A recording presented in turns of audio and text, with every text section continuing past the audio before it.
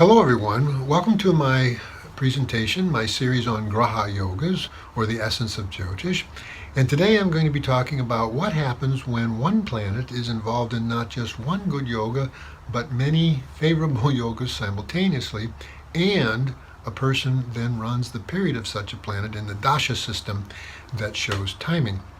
And to do that, I'm going to be using the chart of Taylor Swift, someone that I think should be familiar to most everyone. She's just a huge international pop music star. And if we zero in on her chart and we look in particular at the positions of Mercury and Jupiter, one of the distinctive features of her birth chart is the fact that these two planets are involved in an exchange of signs referred to as a Parivartana Yoga. And I've spoken about such a situation as being one where now the planets now become rather strong and capable of giving their results very strongly. But in this case, because the exchange is between the Lord of the first house, Jupiter, and the Lord of the seventh house, Mercury, this is an angled trine combination, something that gives what's called a Raja Yoga, that I've spoken of as being a combination that can raise a person up, can elevate them, and under the right conditions, some of the conditions we see here even give great fame. But that's actually just the beginning of the kind of results that Jupiter can give for her because of the different yogas that it's involved in. Another yoga that's very obvious in looking at her chart that's involved in is that it's with the moon, and this combination of the moon and Jupiter gives what's called Gaja Kesari Yoga, the elephant lion combination. Some of the effects given in the ancient classics that it can bring, again under the right conditions, is immortal fame, lasting fame, which I suspect she'll have a good deal of. And but what a lot of people in Jyotish don't realize is that that kind of major effect that's given in the ancient classics will really only be true in a very small percentage of times when you see Gaja Kesari Yoga in a person's chart. There are other conditions that have to be there to get that kind of dramatic effects. One thing is that Jupiter has to have a source of strength, which I've just spoken about that it does in this case. The other thing is that Jupiter needs to fall not just in an angle from the moon, but also from the birth lagna, the ascending sign itself, which it does again in this case. And another thing is that it needs to be under the additional influence of another natural benefic, which would be either Mercury or Venus, which in this case we've spoken about the way in which it's in an exchange with Mercury, another natural benefic. It actually is in a mutual aspect with Mercury as well. And Mercury has a source of strength here, not just because of the exchange, but also because it's getting something called directional strength in the first house. So this Gaja Kesari Yoga, as I like to say, is the real deal. Actually is the period and sub-period that she's running now. And it's giving the kind of best effects that Gaja Kesari Yoga can give for the reasons that I've outlined. But another very interesting yoga that Jupiter will give the results of because it participates in definitely relates to what she's famous for. And the yoga that I'm going to be talking about now is something referred to as Saraswathi Yoga, but I'm going to get up a slide here to help you understand this yoga.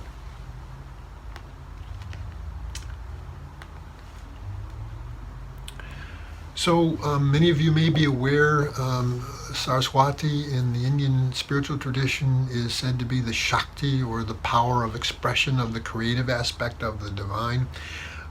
She is said to be the goddess of music, of the arts in general, of knowledge, of learning and wisdom. And the definition given in the ancient classics for this yoga is you have three planets, all the natural benefics, Jupiter, Venus, and Mercury, must all fall in certain houses, either in the angle houses, either in trine houses, or they can fall in the second house as well. But each of these planets have to be in one of those houses. And of course, as I've been emphasizing that in order for any yoga to give its effects, planets have to have sources of strength. And in this case, for Saraswati Yoga to give its effects, Jupiter is said in particular to needing to have strength. So now going back to Taylor Swift's chart, we see that in her chart, all these conditions are fulfilled. We've already talked about how Jupiter's in an angle house in the 7th house. Mercury is in an angle house. The first house counts as an angle house. And you'll see that Venus here is in her 2nd house. So all the house placements that have to be fulfilled for this yoga, we see them. And we've already talked about how both Jupiter and Mercury have sources of strength. Now, to see the source of strength here for Venus, which is particularly important because Venus is this planetary significator of music and artistic self-expression in particular, we have to see the divisional chart referred to as the Navamsha. So I'll bring that up here and zero in now on the position of Venus in her Navamsha, and you'll see that it falls in its exaltation sign, Venus. Again, giving it great underlying strength. So now we see that all 3 components of the Saraswathi Yoga have a source of strength, and they can give their results very strongly, very favorably, which in her case they definitely have. But if you don't see that this Jupiter is giving the effects also of Saraswati Yoga, besides the fame-giving effects of Raja and Gaja Kesari Yoga, you really don't understand why it's happening in this way. Seeing the Saraswati Yoga, it becomes very clear. But that's not all. Another major and favorable yoga that her Jupiter is involved in is something called Pushkala Yoga, and so let me explain this to you.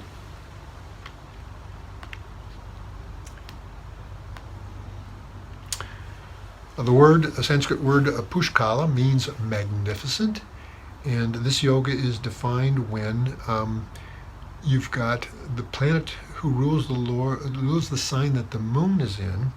It's got to be very strongly connected, conjunction, mutual aspect, exchange, with the Lord of the Ascendant, the Lord of the 1st house. So her moon is in Gemini, it's ruled by Mercury, and her 1st house is Sagittarius, ruled by Jupiter. We've already seen how strongly connected they are. So this condition for Pushkala Yoga has been fulfilled.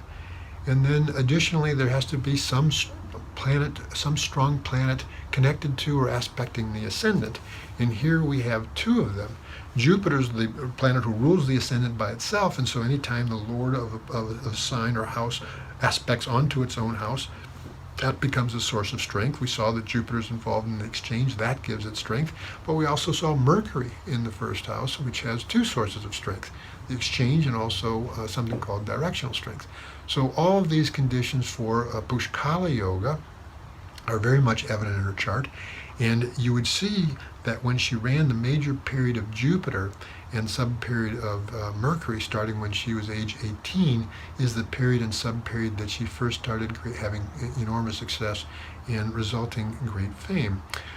Courtesy, Jyotish would say, of her Pushkala Yoga, or I should say reflected by her Pushkala Yoga. But that's still not the end of things. I'm saving the best for last here. Her chart, actually before I go into that, I realized I wanted to say a little bit about some of the effects that are given in the ancient classics of Jyotish for Pushkala Yoga. Just follow along with me here. It says that one will be wealthy and a protector of lands, honored by the king and famous, and this is the interesting part, decorated with beautiful ornaments and clothes, and one will be sweet-tongued.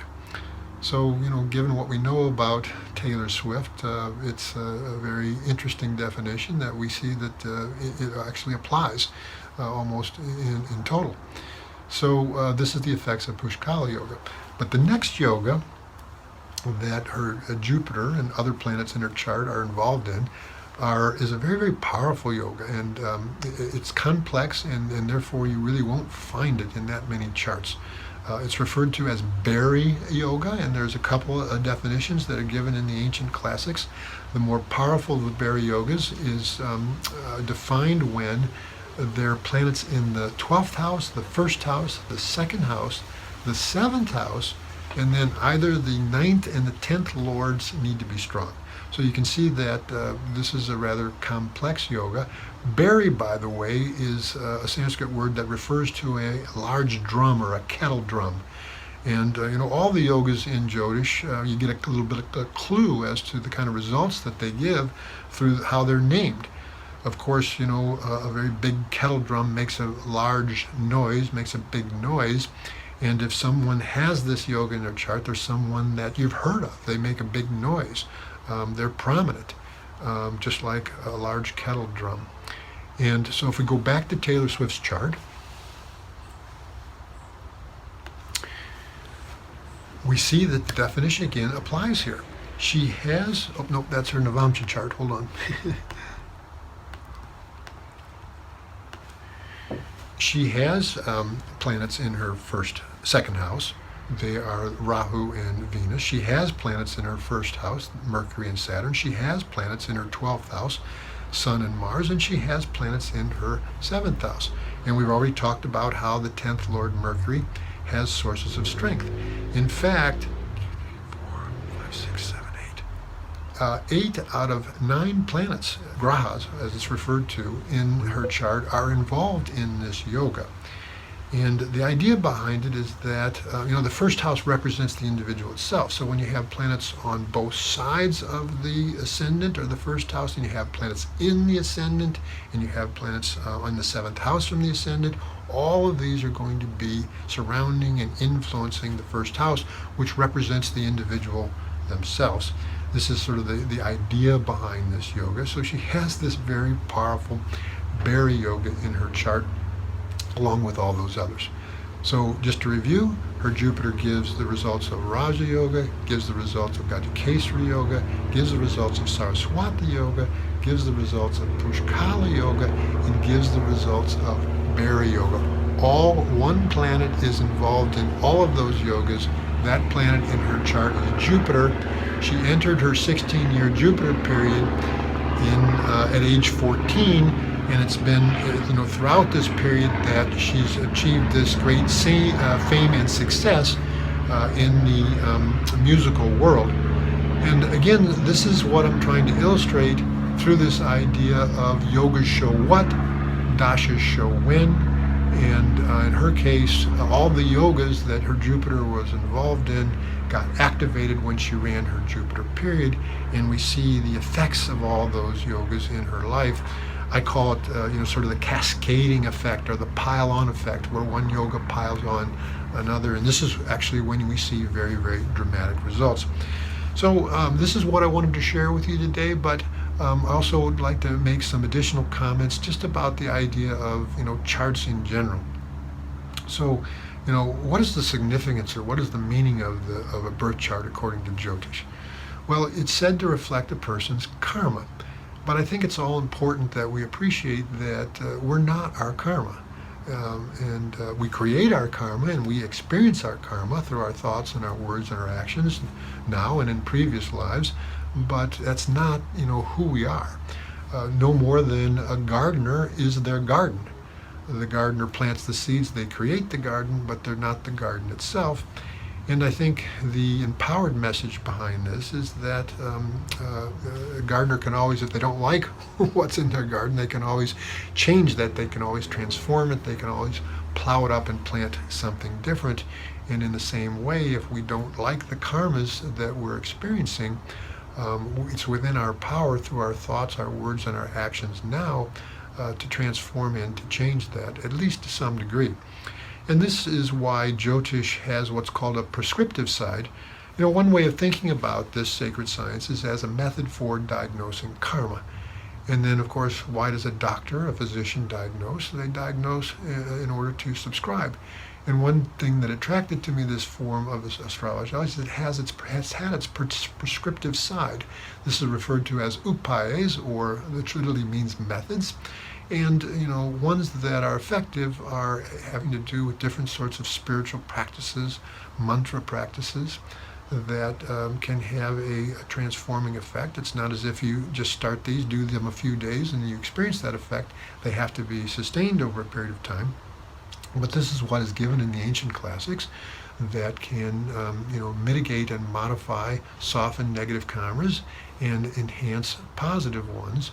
And this is part of this sacred science as well. And I think it's important to understand that as we go on in our understanding of Jyotish here. So this is what I wanted to share with you today. I would mention again, as I have been, that one moment here, that I'll be starting a subscription, Graha video subscription program here soon, and some people have asked me to talk about more of the particulars of that, so I'll do that here. What it consists of is that if you were to sign up for the program, each week you would receive a 45-minute video talking about a particular yoga, showing different variations of that, showing which ones are going to give their effects, which ones wouldn't, and so on. So that's one component. Another component is that with each of those videos will come a written material in which all the learning points are very clearly spelled out, and all the charts that I'm using to illustrate this yoga are also given. Lastly, once a month, everyone who is a part of the subscription program will have the opportunity to participate in a live webinar that gives opportunity for question and answer. I'll be showing more examples and illustrations there and going more deeply into the different yogas that had been talked about that month. And lastly, there'll be a closed Facebook group that people will be able to participate in, where I'll be giving weekly exercises that people can work on that will help solidify the learning and make it more stable within them. So these are the different components of this program, and if you feel attracted to it, I welcome your participation. And what can we do about our karma? Well, this is always a question that comes up. Maybe we can follow the advice of Taylor Swift and just shake it off. Namaste.